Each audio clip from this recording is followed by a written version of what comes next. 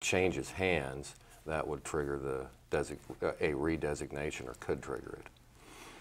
I would like to kind of steer this towards your direction a little bit. You were at the, you know, and we'll get back to that. I'm sure we'll get back to this appraisal assessment thing because it's critically important. You were at the retreat for the entire time that we were there. We covered the retreat the last time we had this discussion. We covered some economic development issues and so on. We didn't get around to the police issue, law enforcement issues. I hope we'll get around to those soon in this segment. But some of so you have a broad perspective, an objective, and that, which is one of the reasons why I invited you to this forum, because you're not one of the talking heads like we are. She's not as me. We have an agenda. Yeah, that's right. And all the rest of it.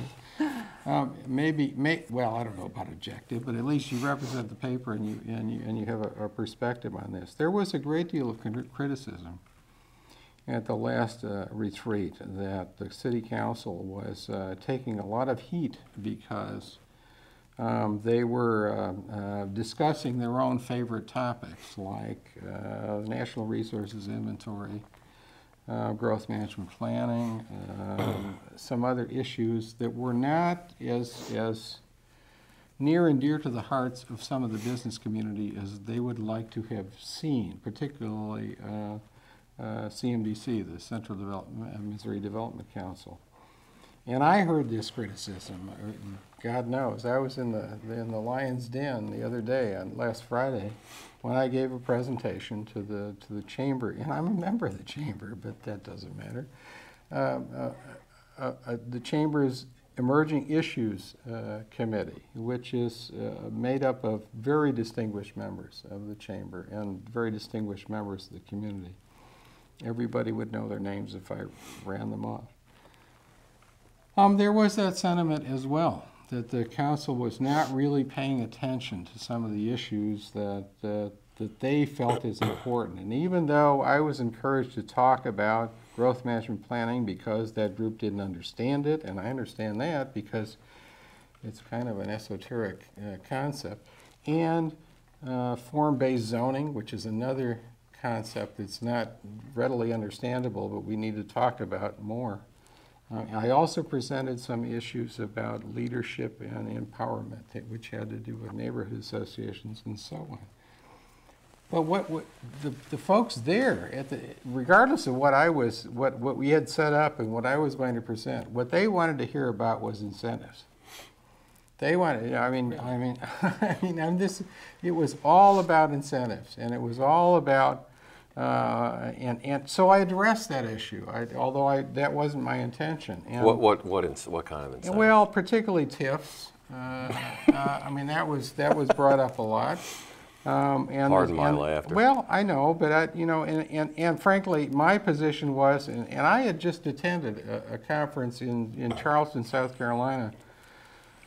And the emphasis of that conference, and I think the emphasis in general, is that it makes good sense that if you're going to provide incentives for business, you spend at least 40 to 50% of your effort with supporting the businesses that are already here, that exist, right, and the other 40 to 50% with the businesses to generate businesses from those that already exist, and maybe 5 to 10% getting the big one.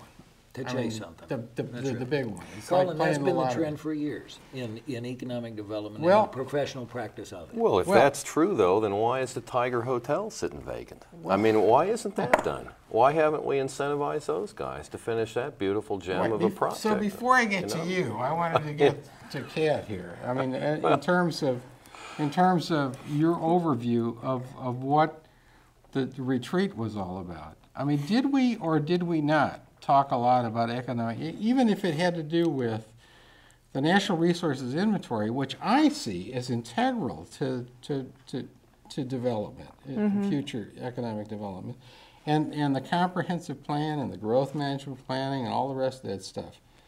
Tell these folks what it is that we talked about. I mean, I'm getting tired of this stuff that we only spent, you know, an hour on this, Well, and there we were a spent couple 10 of hours ads on that were run that Yes, kind of there poked were, it pretty good. right. Yeah, Okay, that's guys, true. you got to let her answer. Yeah, and the thing was that those ads, which were paid for, I believe, by the Central Missouri Development Council, prior to the meeting. right, well, that's the whole thing, is that they were based on an agenda. And as anyone who has ever been to a city council meeting can tell you, that you never know what item is going to get snagged during a meeting on an agenda. So the fact is that they had 20 minutes, or they had like 4 topics listed for an hour and 20-minute discussion or something like that. And among those was crime, I think, and a few other hot topic issues that they focused on, where some of the lengthier presentations that the council was hearing had more like an hour and a half dedicated to them, just because of the presentation that was required.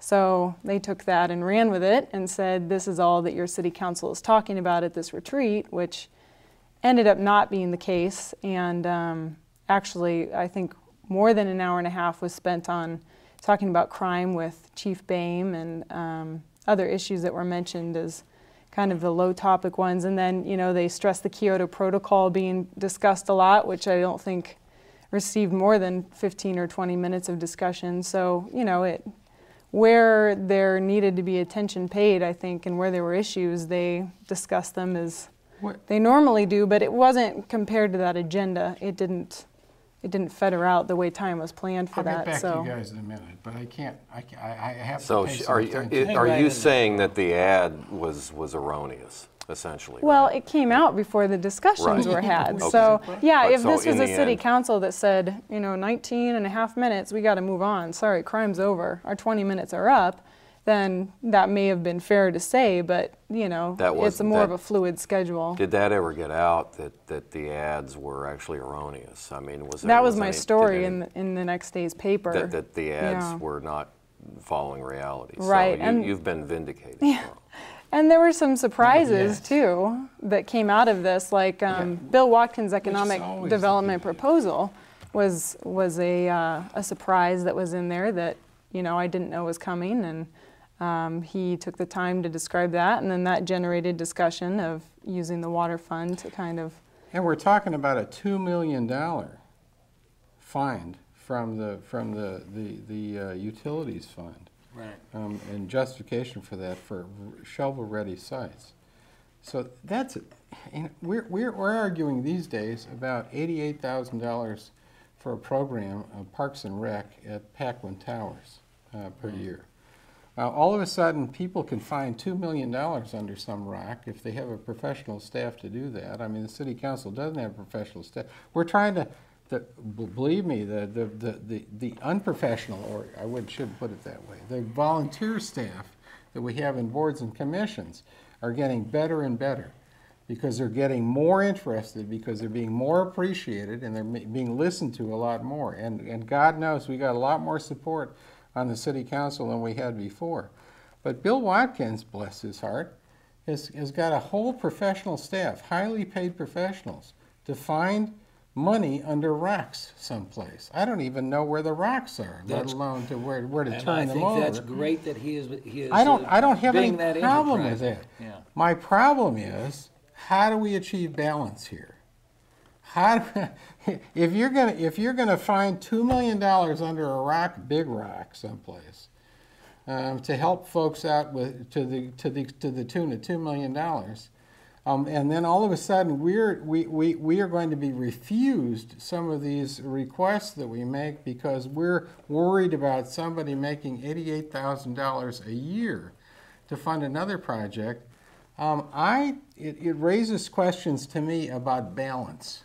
Well, Karl, you're on the city council, and you'll start your budget hearings this month, or I'm during the month 1/7 of this pie. I right? understand that, and they will present a budget for next year, and you have Bill's budget. Well, that's right, and you have the option to add to, or vote for, or add back in just about any line item you want.